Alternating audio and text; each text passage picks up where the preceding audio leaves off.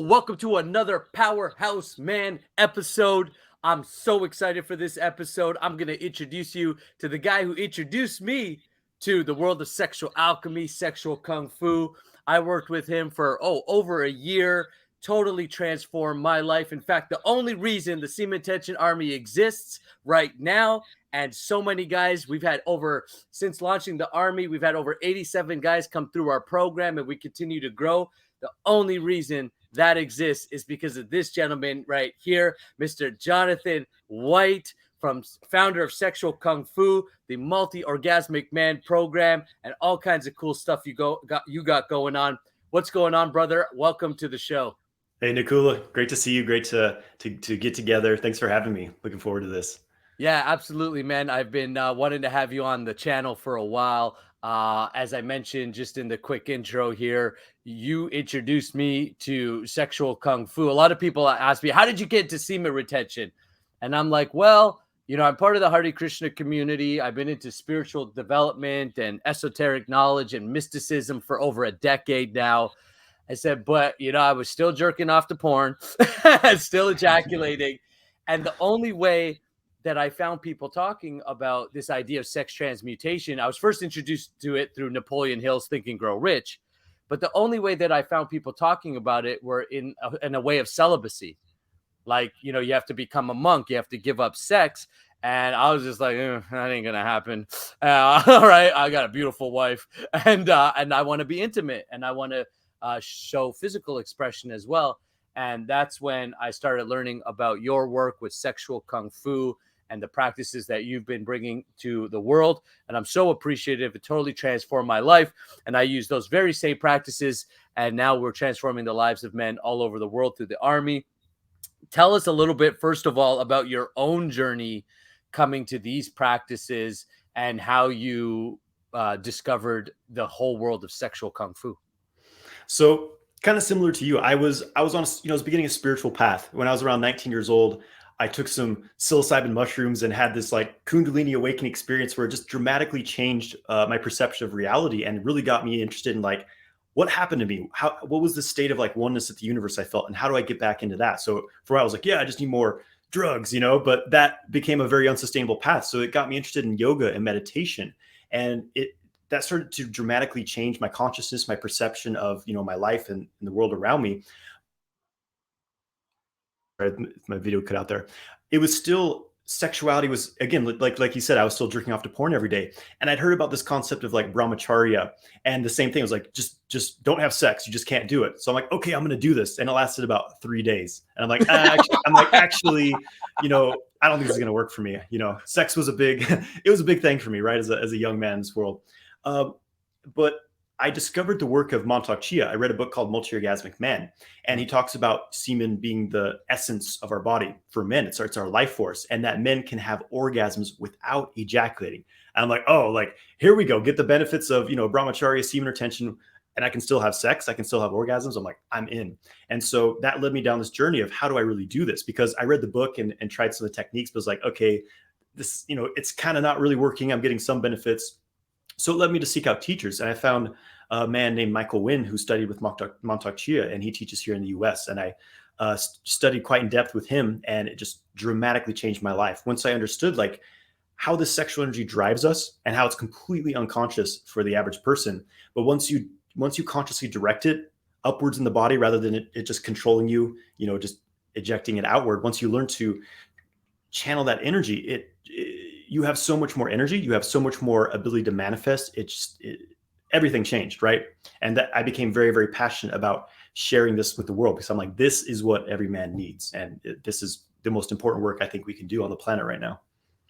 Oh, 100%. I mean, I've been having a lot of conversations about masculinity on the planet. We live in a world right now where it's like bad to be masculine. And it's, we're living in a world where almost being masculine is being demonized. Yet, when we look at it from an energetic perspective, we can see how detrimental that is. If we don't have strong, healthy men on the planet who are responsible with their sexual energy and therefore their life, there's going to be a lot of problems. And we can see that unfolding in the world. Now, one thing that fascinated me about you personally was this kind of middle approach, which I've adopted for myself at this stage of my life as well, which was so there's the idea of brahmachari. And I come from a yogic culture, and so because of that, brahmachari is highly preached, taking to the path of celibacy, even though 99.9% of men never do it. And it goes very much against who they are. And so I really found your path really interesting as far as finding this middle path between sexual discipline and bringing discipline around our sexual energy and learning to consciously use it, as opposed to just ignoring it or trying to become sexless in a way. Now, one thing we were talking a little bit before we started recording was that, we know that there's more guys in the semen retention space now, maybe than ever before. But at the same time, there's not that much substance to the conversation. It's just like, don't jerk off. Women will love you. Right. But what I found really interesting is I was kind of weaving through the world of YouTube and trying to find information on semen retention, and ran into the world of NoFap. And then I found you, SexualKungFu. And it was like, oh, here's actual exercises. It's not just retain strictly by willpower, but here's actual practices that help you transmute that energy, which I thought really was fascinating. Tell me how these practices have helped evolve. First of all, like, let's say you in the bedroom, and then we could talk about you outside the bedroom. So from a sexual perspective, because a lot of guys, they get in touch with, either myself or you or guys within this space because they've got maybe porn-induced erectile dysfunction, premature ejaculation, quick shooters, many problems, even confidence in the bedroom, how to please a woman, many issues in this regard, which is becoming more and more all-pervading, if you will, within our society and the world of men.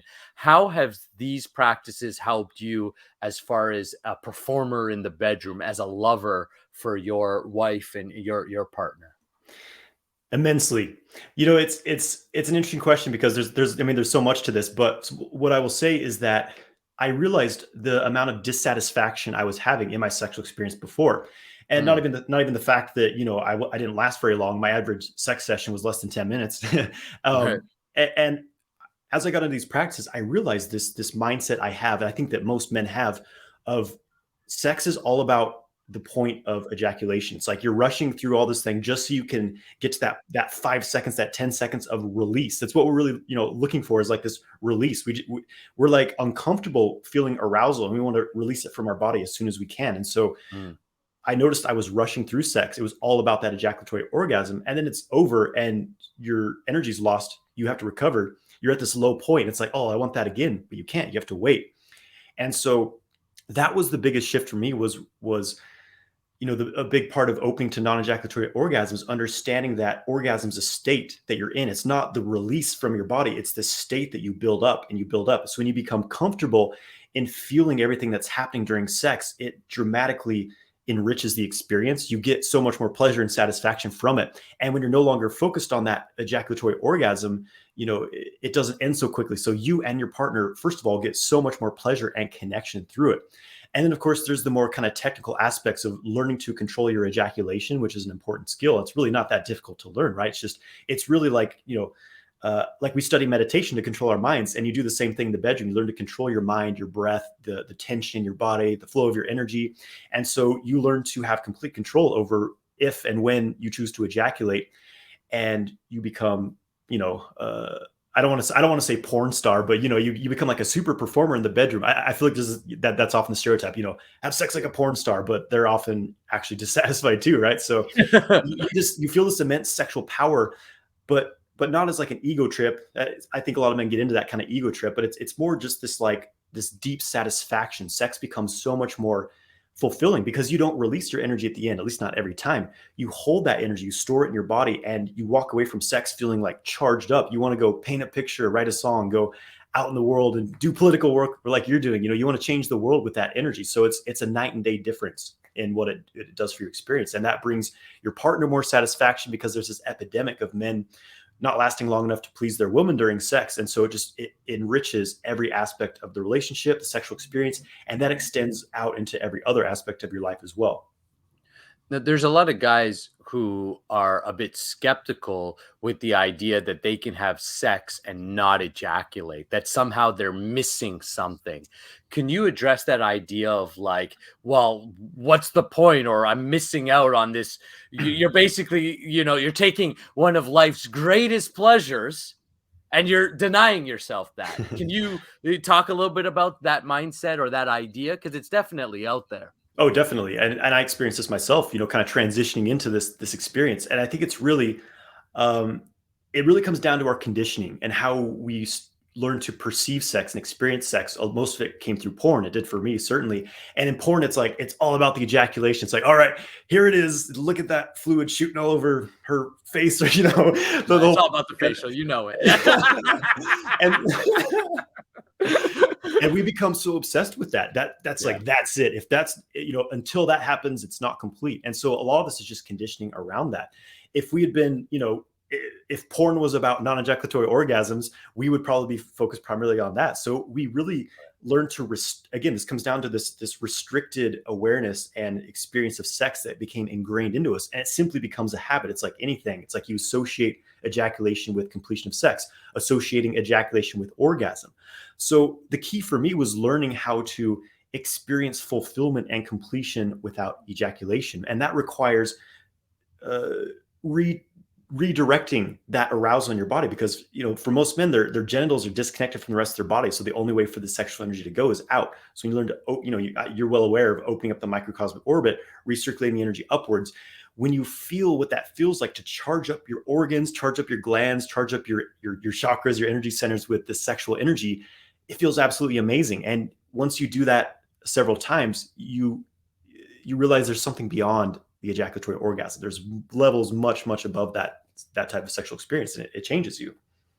And what does it do in your experience, for you and like your partner and that intimacy and connection? I know you touched upon it, but how is it that intimacy maybe lasts even outside the bedroom?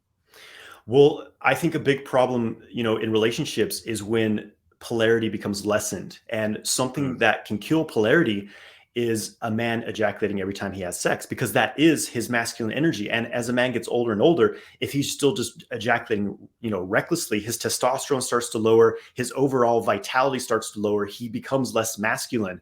And that can cause all kinds of issues in the relationship, right? And sometimes if the woman has the sense of like just being used as the object for a man to just release his frustrations into, which often becomes the case in a lot of relationships, then over time she develops this unconscious resentment towards him. He may over time just kind of feel that she's pulling his energy out of him, because he just can't get he can't get the satisfaction through sex anymore, because he's just depleting himself. So there's just so much unconsciousness around this, and it can really destroy polarity. What I found was that when I started having non-ejaculatory sex, and specifically like the practices where you consciously circulate your energy with your partner, it dramatically intensified the intimacy in my relationship. And there's kind of the stereotype of a man finishing having sex, he's like, okay, don't touch me, I'm going to roll over and fall asleep, right? And for me, it was the opposite. Like after having non-ejaculatory sex, you feel deeply connected to your partner. You want to like have a deep conversation. You want to like there's this Taoist text that talks about the man always has this powerful desire for his partner when he's not ejaculating all the time during sex.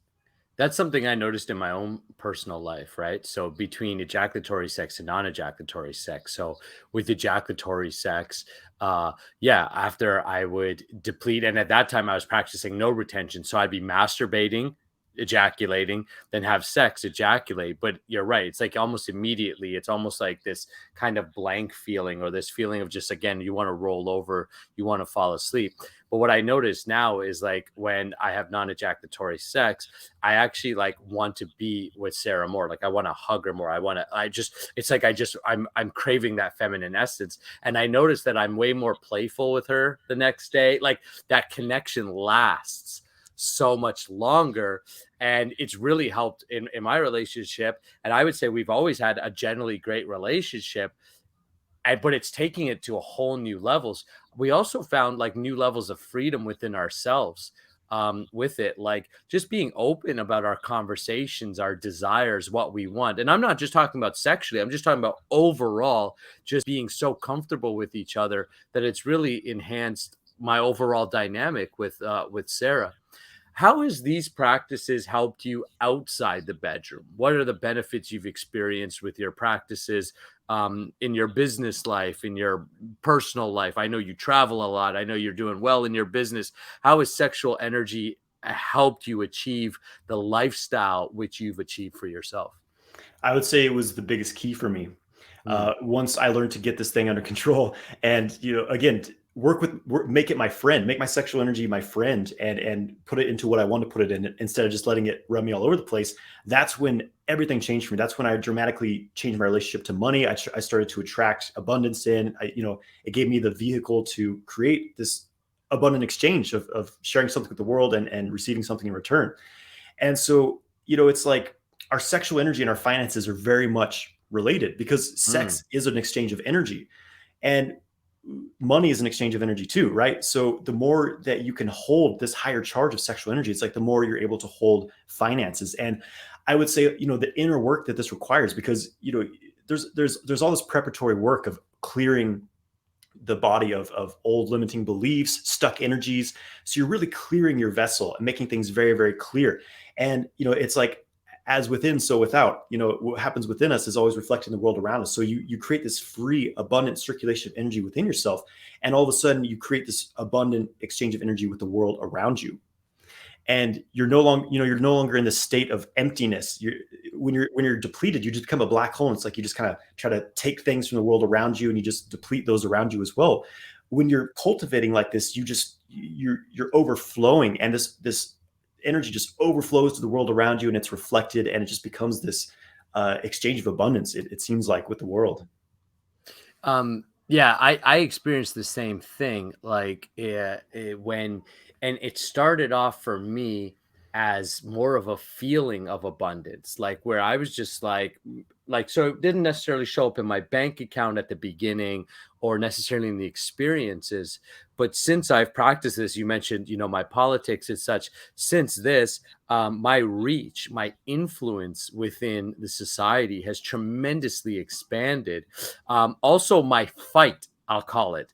Right now, I'm already a pretty fiery guy, right? Right. So when I started practicing semen retention, my let's say warrior archetype really became evident, and it became the forefront. Hence I started the semen retention army, and there's this huge thing about like a warrior and fighting for what's right and this type of thing. And so I really realized that this practice, and it's something that you told me when I first met you and we started first practicing, you said it will make you more of who you are.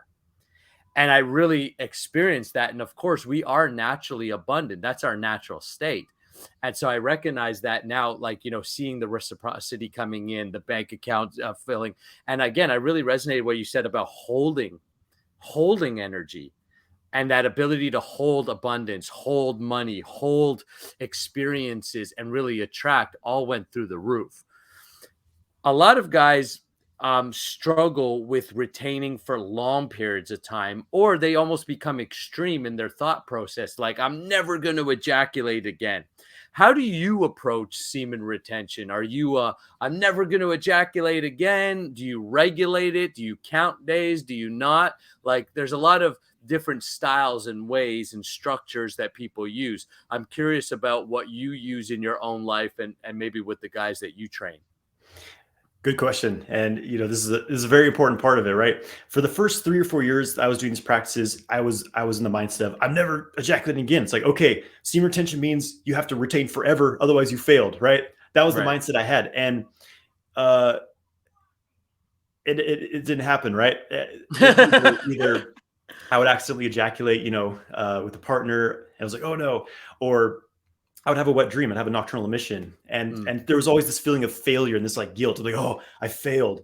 Oh, I'm gonna go longer this time, right? But it right. always ended up back there. And as I realized, I guess as I got a bit older, and as I started to really study more as well, because you'll hear different things from different systems. There's some, some of the lineage say you should never ever ejaculate no matter what, no matter what. There's some that say you should ejaculate this often or else you can have problems. So I experimented. Basically, I said, okay. And what I noticed was that if I went, about more than 6 weeks or so, I would say it would see my, it felt like my hormones were going back down. And Mm, so I experimented with this, and I've seen some research kind of supporting this, that it's like almost beyond that, it's going to be different for every guy. Could be 1 month, 2 month, 3 months, but usually there's a certain period of increased testosterone, but then it's almost like the endocrine system starts to atrophy a bit, right? And so basically what I found that is the most optimal for me is to ejaculate about once a month is about my optimal period. And I found that I feel the best. I have the most energy, the most, drive. And I do that during sex as well. So it's like, it becomes an exchange with my partner and I. And also when you're doing the sexual kung fu practices where you're drawing the energy out of the genitals when you're having sex, you do this, several times. It's almost like you're harvesting the essence of that semen and you spit out an empty shell. When I have that, once a month ejaculation, I don't feel like I've ejaculated. I still have like the same level of energy. I don't experience the depletion like I used to. It took me a bit of training to really build back up to that, to rebuild my core energy. So that's kind of my philosophy now, is like nothing in extreme. I believe that ejaculation has a time and a place. It's kind of a clearing, and this, the sperm doesn't live forever. Eventually it dies off. So it's almost like it can be, if done intentionally, on occasion, right, at the interval that's proper for you and your age and your health and everything, then it can, it can support yourself basically. So for me, it's obviously ejaculating every single day is harmful, but when you're getting so obsessed about it that you don't even enjoy life, you're afraid to have sex because you're afraid of losing this thing, then it almost becomes this lack mindset of like, I'm going to lose this and then I'm empty. So I think it's another part of the journey for everyone to discover, like, what is your relationship to it? And for me, shifting the focus of like holding something in, like, okay, I have this thing, I can't ever let it go. Shifting that focus of like contraction, trying to stop something, instead, simply the intention being, how can I best use this energy and recirculate it, recycle it through my body as much as I can? So you allow it to flow, you allow it to move through you, and then it's moving freely. And then, oh, okay, I ejaculated during sex. Whoops, whatever. I feel good because I extracted the essence of that energy. So it's a different mindset, and that it becomes a bit more fluid and liberating, I would say. That's kind of my philosophy with it. yeah, and I've pretty much adopted something very similar, obviously with your influence, and then doing research and kind of again playing with extremes, right? Like of like trying brahmachari, I'm not even going to think of sex. I tried that for like that's not going to come into my head, right? And obviously it's like flooding in my head, right? Yeah, the Unless first girl, unless you're living in a cave in Tibet, like, good luck with that. that's right. Yeah. The first hot chick down the street is like, oh my gosh, look at that, right? So, I was like, okay, that's not working. And again, I was actually kind of driving myself a little nuts too. It almost became like you become a recluse, right? Because that's generally like, it's like, you kind of like put blinders on. And then, that like, and then I've done like the opposite, the porn and webcam girls, and just have as much sex as you want and masturbate as much as you want, and did all that, which is generally like kind of the level most guys go. Inside the Army, what we've done is we've implemented a tracking system where guys will track and like do like a progression. So maybe like depending where someone's starting, let's say they're ejaculating every single day, I'll be like, well, let's start by going like once a week. And then once you've got that down, maybe once every 2 weeks, and then, work themselves up to like once a month or once every 6 weeks. And then after that, don't count at all. Just live the lifestyle, as opposed to being kind of like mechanical about it or over, obsessive about it. I think that some of the messaging I'm hearing within the no fat movement, especially, that I think is a bit detrimental, is like almost this over obsession with not ejaculating. And also a lack of spiritual knowledge. And again, that's something I appreciate about your work and your style, was that it wasn't solely focused on, well, I can just attract more women, right? I can get laid more. I recognize if I'm more of a man, I get laid more. And so, yes, there's obviously that physical benefit. But you talk a little bit about the spiritual benefits that you've experienced through this practice, and it's how it's helped you develop and feel more connected to the universe and to the spiritual reality of life. Yeah, so that's an important part of it as well, because a lot of these practices, at least in the and I guess in tantra as well, in Taoist practices, it was part of internal alchemy.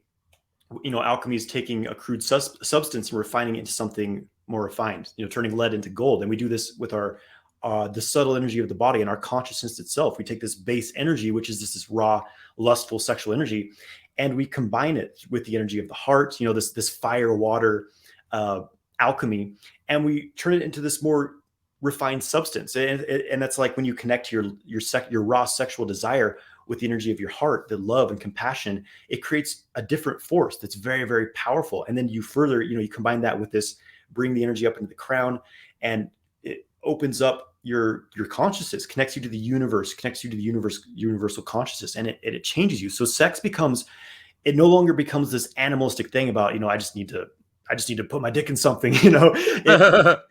It becomes this act of creation, and not just creating a human, but creating love with your partner, creating this neutral force. Yin and yang meet together, man and women, and that polarity neutralizes, and you create this neutral force. It's like you feel it one with God, but one with the universe. I've had these cosmic orgasmic experiences where it's like my awareness just expanded beyond my body, and I felt like the resonance of polarities with the stars and the planets, and just this cosmic orgasm pulsation that's constantly happening. And so, and I guess more on a practical level, where you work with the microcosmic orbit, it unifies all these energy centers of your body. So you as you circulate the sexual energy through your orbit, it transforms and it starts to mix with the other energies. It starts to mix with the spiritual, the Shen energy that resides up in the upper area of the body. And so you start to become more integrated, right? Because there's often this split of like, for me, I felt the split of like, either I'm totally on my spiritual path and I'm like into spiritual things, or I'm completely focused on material things. I feel like I would alternate between these two. So this became like a way to unify, like, how do I bring this, energy of heaven, the ethereal planes we all came from, how do I bring that into earth and ground that and integrate that and act out my destiny here in the physical plane while still remaining connected to the higher planes? And I think, getting your sexual energy under control is very important for that. One of my teachers, Michael Wynn, says that our sexual energy is like the combustion fuel that we use to transform ourselves at an accelerated rate. So when you learn how to integrate that sexual energy, move it through your body, it really speeds up your spiritual evolution. It accelerates the amount of growth that you have during a certain period of time. Yes, I can definitely testify to that as an experience of how much it accelerates your growth and your ability to connect very deeply without necessarily having like, um, let's say, a tradition wrapped around it. And it's one of the things, it's why, I appreciate the work so much. And it's one of the reasons I decided I was going to sort of join the mission and spread this knowledge as best as I can throughout the world, because I recognize that even if someone is completely atheistic, if they can be shown how to practice semen retention, that eventually their heart opens up, the spirit opens up. And I know Mantak Chia talks about this, that the practice itself opens people up to spiritual realities because your consciousness opens up through the practice. And I've seen it with some YouTube guys, that will be like, when you first start, their first channel starts, they're like, yeah, I bang all bitches like this. And and they're just like, yeah, my dick is so hard. And, my woman can't get enough of me and blah, blah, blah. And then like you check like a year later and they're like, yeah, man, I found Christ. And I'm like, right. And they're like, and you could see that there's this transformation that's happened with them naturally, without ever having to necessarily commit to a religion or to a particular path, other than the path of self-control or self-mastery or sexual kung fu, disciplining their sexual energy, that it just has this natural evolutionary potency with it. So it's really, to me, it's just such a beautiful practice. To me, it's the practice of the age. Like it's in a world where pornography and overindulgence in almost everything is thrown in our faces.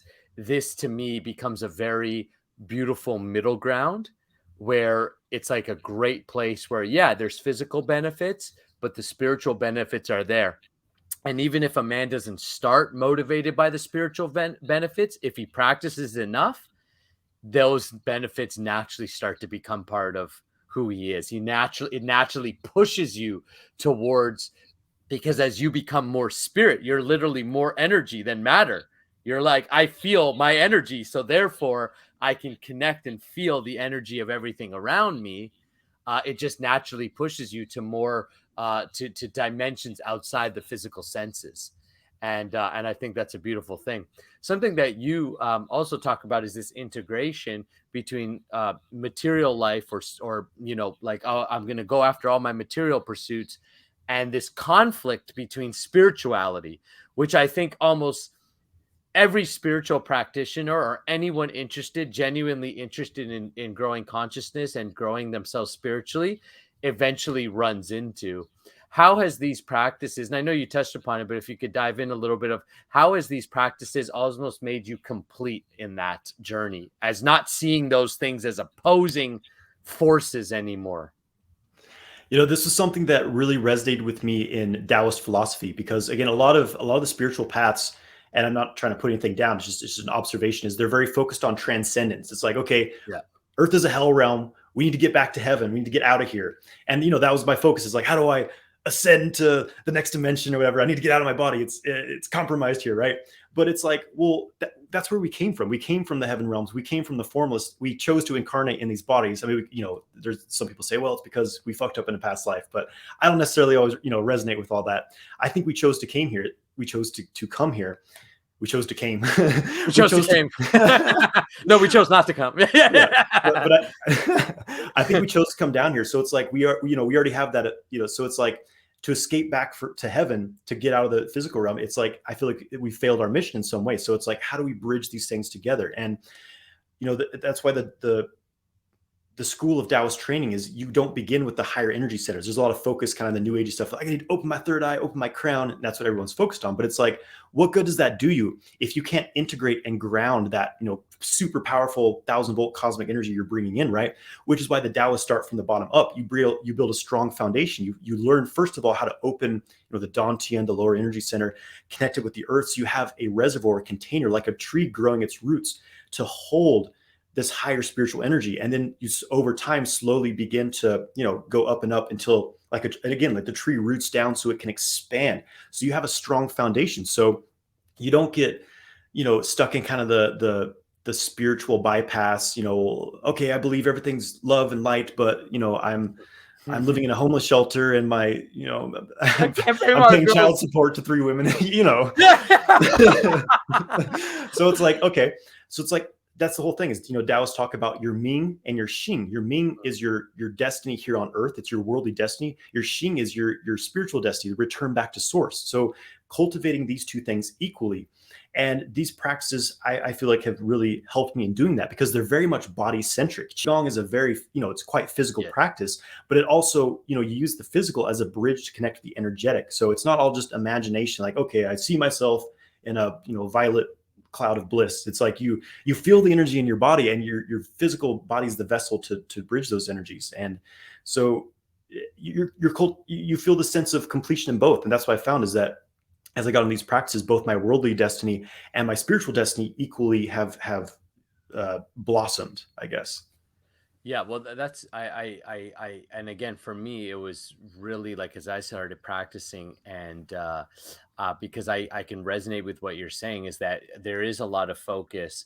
I know in the yogic culture, right, there's so much focus on transcending and transcending and transcending, but I was almost feeling like a bit of neglecting, and I was looking at people around me and going, yeah, but a lot of them can't pay their bills. Exactly. Right? I was like, so how much are they really even focused on God or transcending when they're super worried about the bills that they're paying, or their marriages are falling apart, or they still have very human or animalistic urges that they don't know how to deal with? I said, so to me, like, this whole idea of like, we're transcending, but you haven't mastered the plane you're on. And so for me, I kind of view it like a video game. Well, you don't get to level 2 unless you beat level 1.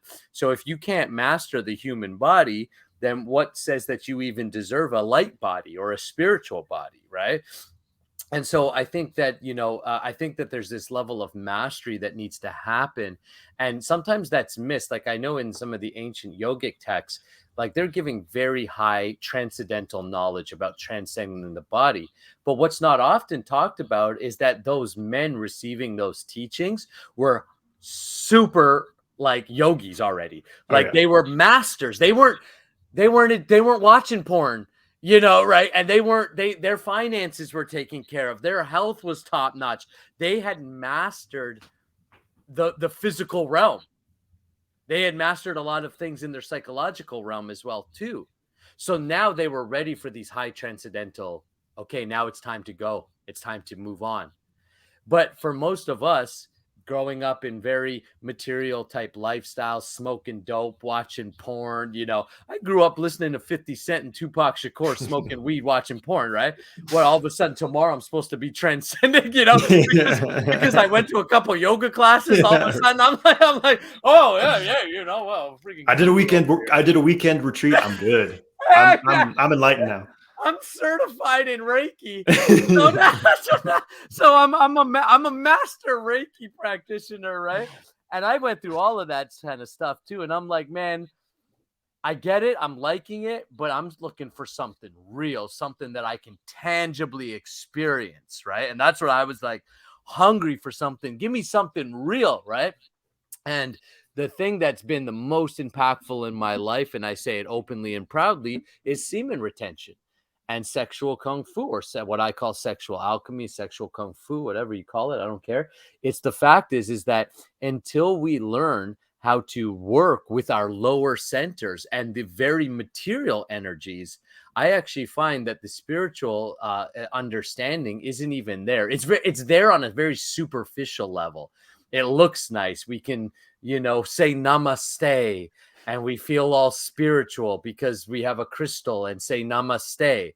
But actual knowledge and actual freedom, I have found for myself in my own journey. In no way am I a master in any form, but the level that I've attained already is incredibly blissful.